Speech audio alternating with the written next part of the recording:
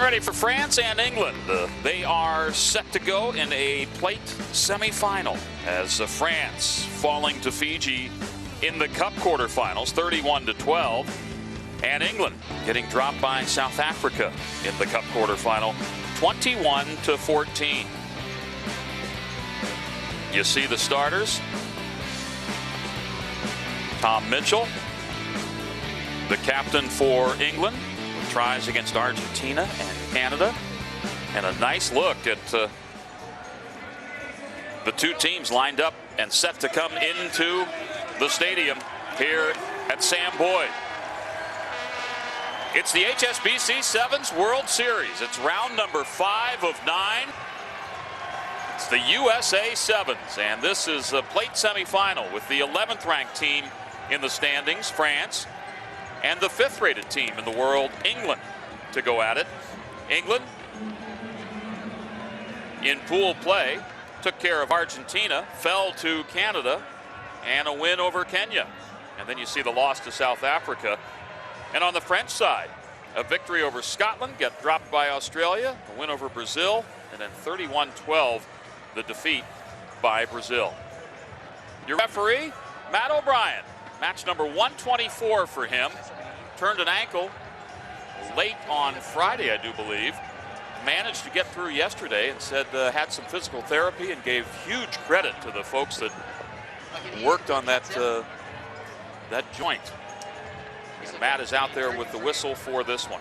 I'm Bill Seward, honored to be alongside Hall of Famer Gareth Reese, and it's a beautiful day in Las Vegas. England, you're up.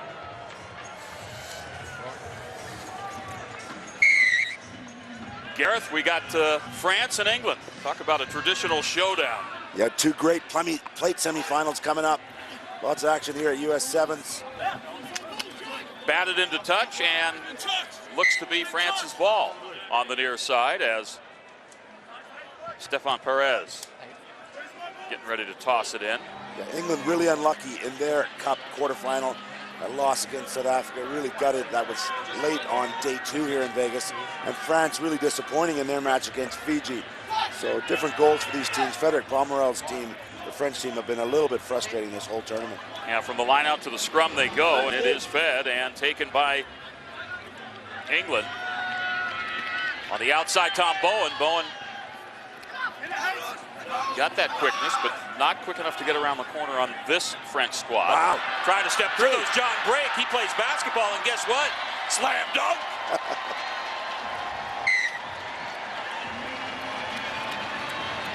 Well, he wasn't picked in the last game, the quarterfinal, to start. It's almost like he was challenged by Coach Simon Amor. Hey, when you get the ball, do something. Check this out. I got the ball. Watch this, Coach. I'm going right by that Frenchman. He didn't touch me, and I'm taking it in. Great power, great strength, and great pace. Had a couple of tries against Argentina.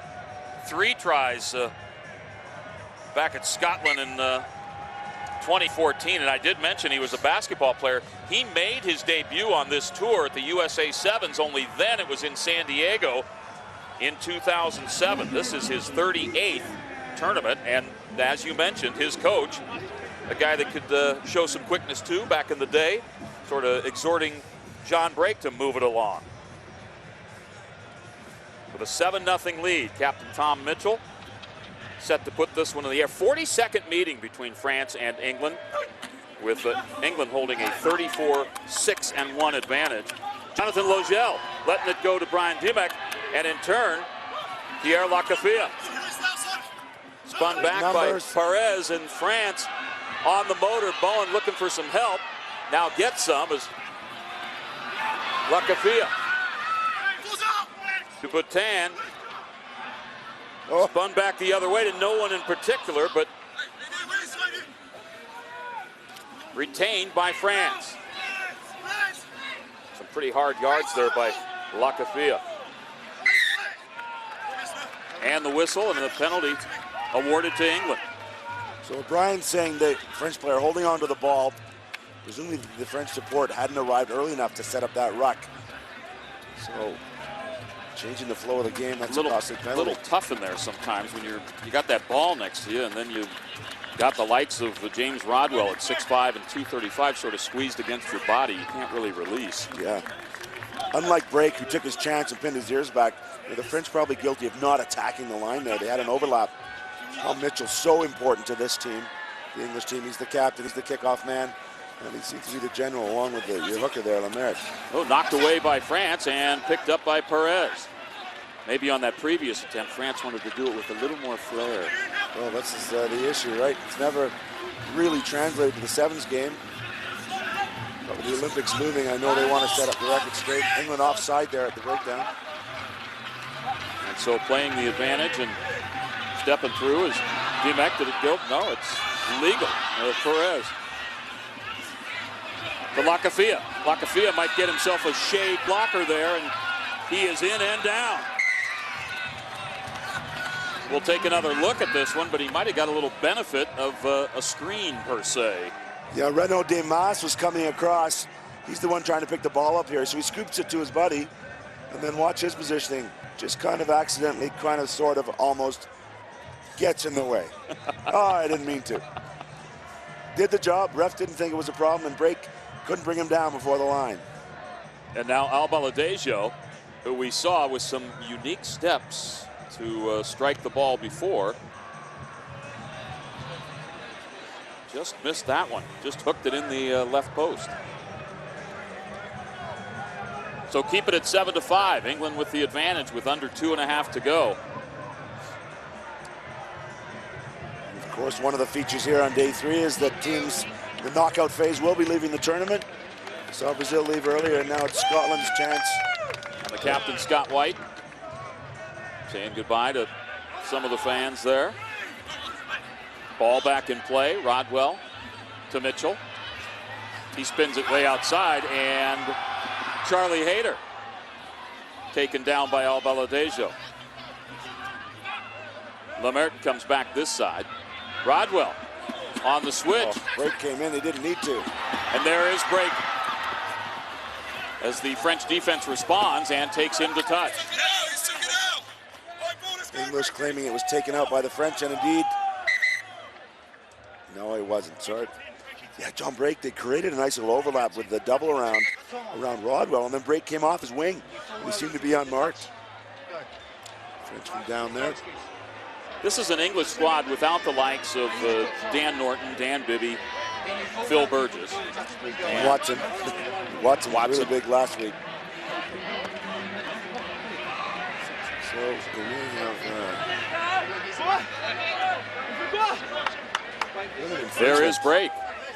Did you send him in there for busting through that play? I don't know, but O'Brien's put him in the sin bin for 2 minutes.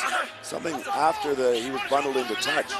So he will be in the sin bin for the rest of the first half and some of the second half. England playing 6-on-7 right now. And Rodwell can't quite loosen it up in the middle. And Mitchell to Hayter.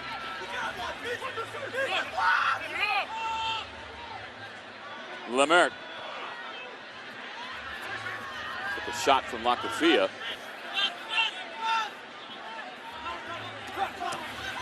Hayter off the foot, and Hayter on the chase. If he gets a bounce to keep it in. Oh, Cirque du Soleil.